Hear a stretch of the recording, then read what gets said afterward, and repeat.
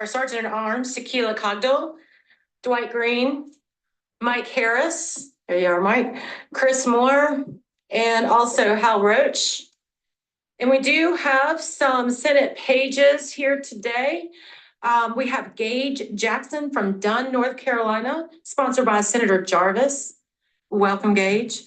We have Sarah Nitt with Morrisville, sponsored by Senator Berger. Hi, hey, Sarah.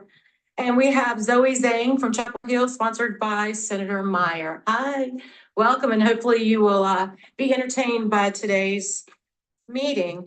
First, we have to bring forward HB 198, the DOT legislative changes. Before we do that, do we need a motion to adopt the PCS for discussion? So moved by Senator McGinnis. All in favor? Aye. Unopposed? Great. Senator Lazar, you're going to be handling this bill? Okay, thank you so much. Welcome to the podium. Thank you, Madam Chair, members of the committee. We have H198, which is a PCS.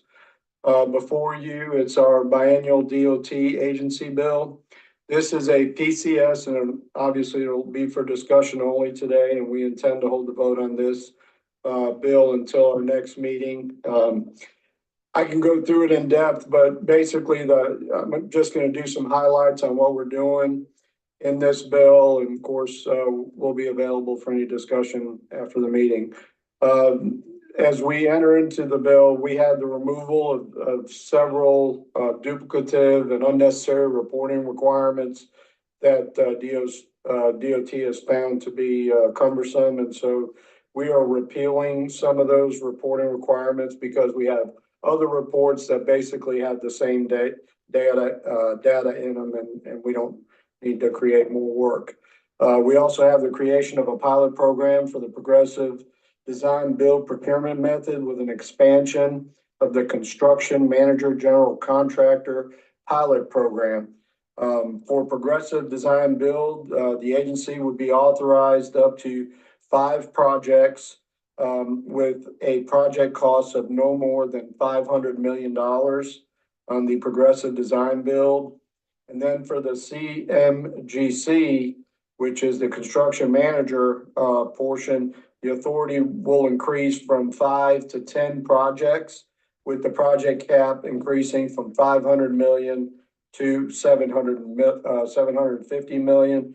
This allows the agency with these specific building programs to offer a more efficient and a more cost-effective delivery on projects. We have revision to the Build NC Bond Act, basically allowing the department to sell bonds through 2031 rather than 2028, and also allowing the bond sales regardless of the department's current cash balance. We've removed that requirement. Again, I can go through it in depth, but this is for discussion only. You have plenty of time to go through it. If you have any questions or concerns, please come see one of us, and I'm prepared to answer any questions regarding any sections of the bill. Again, it's for discussion only today, Madam Chair. Thank you, Chairman Lazar. Are there any questions from members? Yes, Senator Julie Mayfield. Thank you. We talked about this a little bit yesterday, Senator Sawyer, but I know that some folks are concerned about the fact that the language lifting the prohibition on the use of state funds for bike ped projects has come out of this version, and would just appreciate y'all talking about that a little bit. Tell us maybe what's behind that. Thank you, Senator Mayfield. Absolutely. So this is what we're calling our first version of the DOT agency bill. We're going to have a follow-up bill that we're working on with a lot more detailed legislation that'll be involved in that. So that discussion will happen during that time. Thank you. Yes, Senator Greg Meyer, you're recognized for a question. Just one though. Thank you, Madam Chair. Senator Lazar, can you talk to us about Section 6 and that building exemption and kind of what the purpose is and why that exemption would be necessary? Sure, absolutely.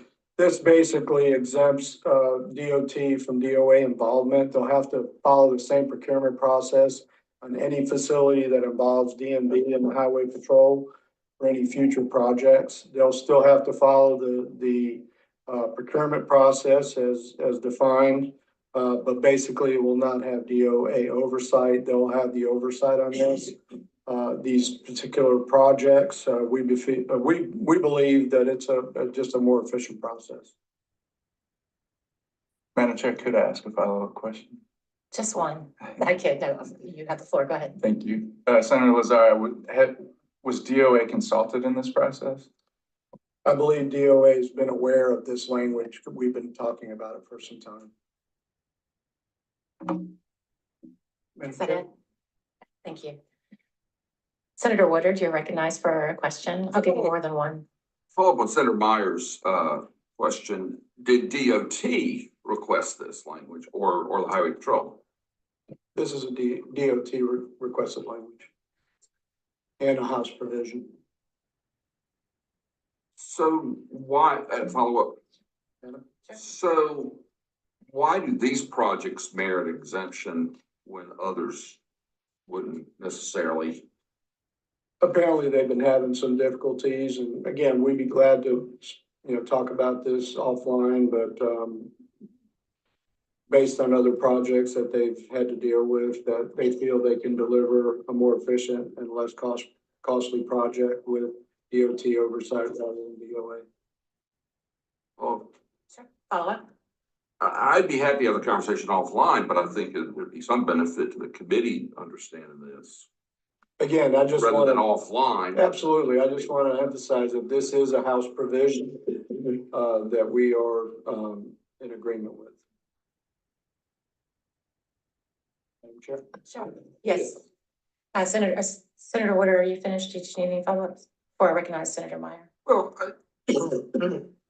I guess, I mean, it just seems to me, I remember a lot of different departments come every year with one specific project they're having trouble with. Sure.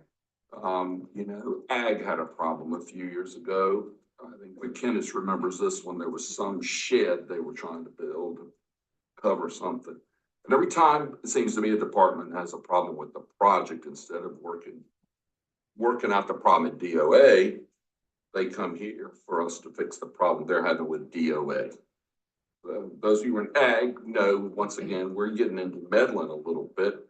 We ought to be fixing the systemic problem, not sitting here resolving, the phrase matches is the second half of it, between two departments, be they cabinet and council state agencies. And I just, this feels like another one of those projects where we ought to get two secretaries in the room, bump heads and get this thing worked out, rather than us sitting here writing legislation that to me just feels like one off here, one off there in every project. That's not what agency bills should be about. Point well taken, sir. I appreciate your comments on that. Anyway, Again, we're the General Assembly, not the executive branch. It seems like that would be a directive from the other side. Senator Meyer? Great. Is there any other further comment? Does anyone in the audience wish to speak on this bill? Yes, I do see a hand raising. Sergeant of Arms, would you? Please state your name and what organization, if any, that you represent, please, and you will have up to 2 minutes. Good morning. Thank you very much. My name is Pam Cashwell. I'm the Secretary of the North Carolina Department of Administration. And while we do not oppose this bill, we do oppose this section 6A that has been being discussed. And I understand that we're at a point where there can be further discussion regarding the bill. I spoke with Secretary Hopkins this morning. He has offered to come with me to talk to the chairs regarding this provision and see if we can come up with something that is workable.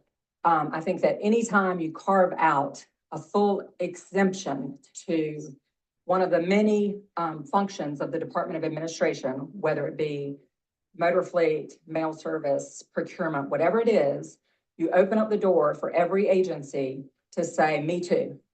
And you all created the Department of Administration. as an entity that would provide services to state government, and in the case of state construction, to ensure that we have buildings that are safe for employees and the public, and that we use taxpayer funds efficiently and effectively. And so that's our goal, is to do that. And we believe that in this circumstance, this is not necessary. Thank you. Thank you for comments. Are there any other comments from the floor? Or not from the floor, but from senators? Very good. If not, we'll move forward with the next bill, since that was a PCS just for discussion only. We will move forward. Senator Rabin, I believe you're going to be recognized to come and nominate Acting Secretary Joey Hopkins.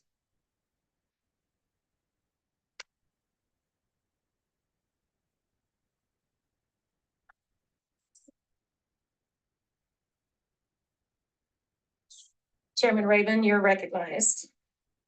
Thank you, Madam Chair.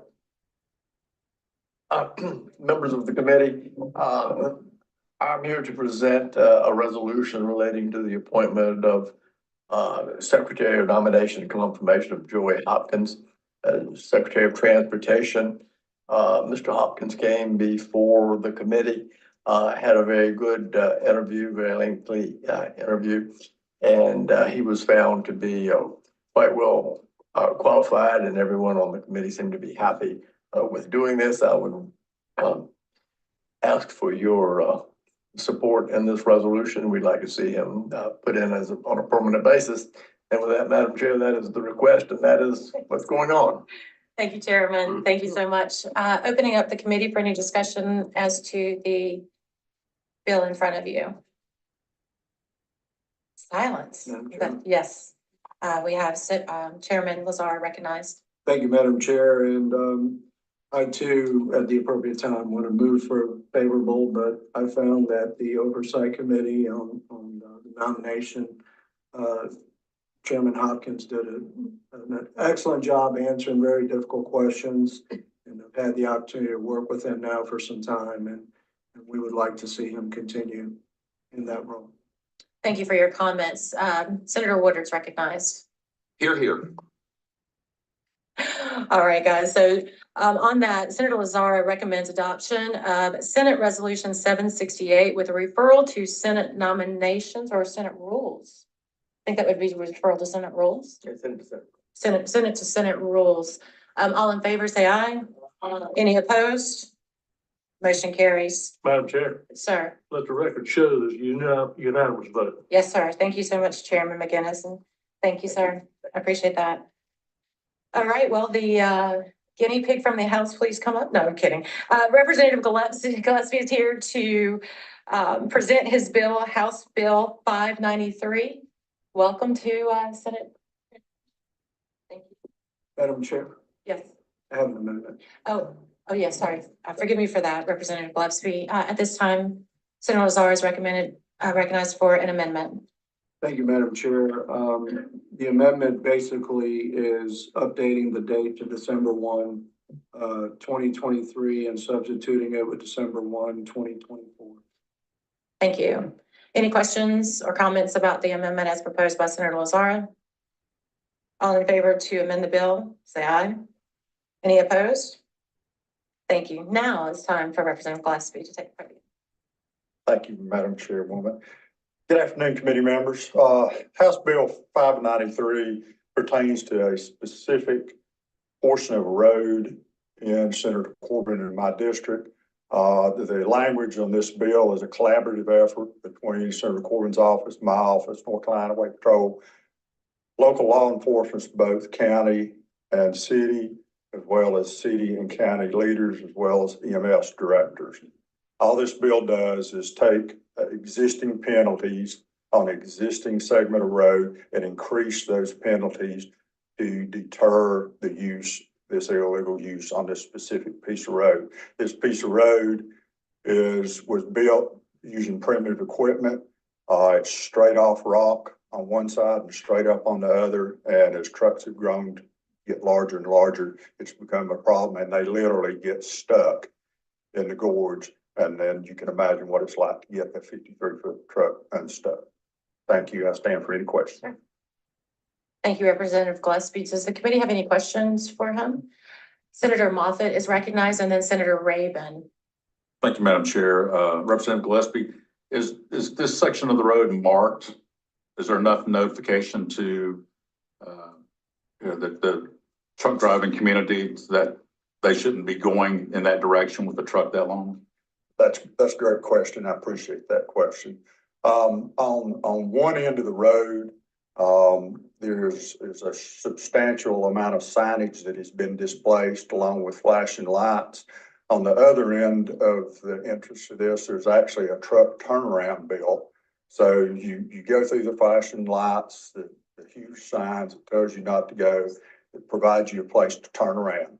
The issue is not the signs. The issue is the penalty is $125. So a truck driver comes through and for $125, they're going to pay it and move on. So there is substantial signage. Yes, sir.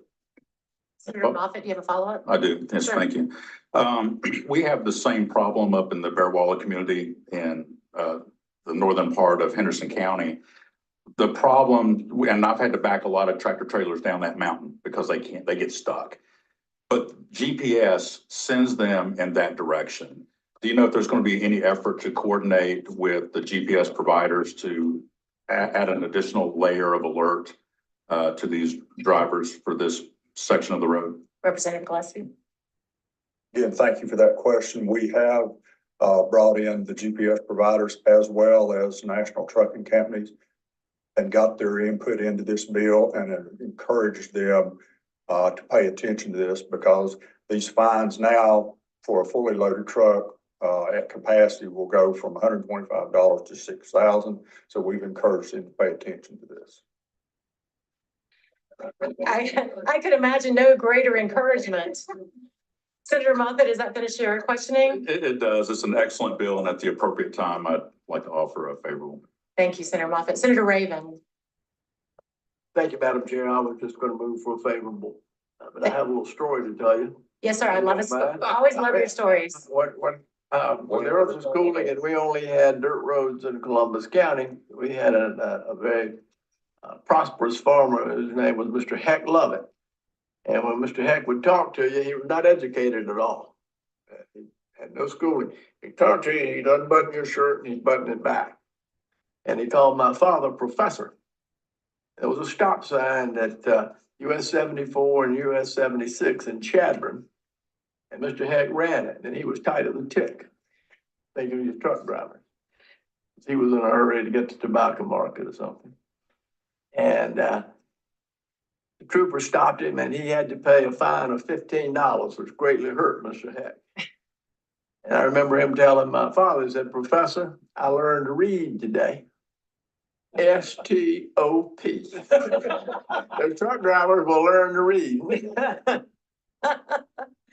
Thank you for the tales from Senator Rabin. Any other comments or questions? Senator Woodard, you were going to be recognized, but it sounds like you're good. Follow that. All right. All right. We appreciate that. Any comments from the audience? All right, guys, with that, Senator Moffett moves for a favorable report to House Bill 593 as amended and rolled into a PCS, unfavorable to the original bill with a referral to Senate rules. All in favor, say aye. Any opposed? Motion carries. Thank you all for being here, and we look forward to working with you this short session.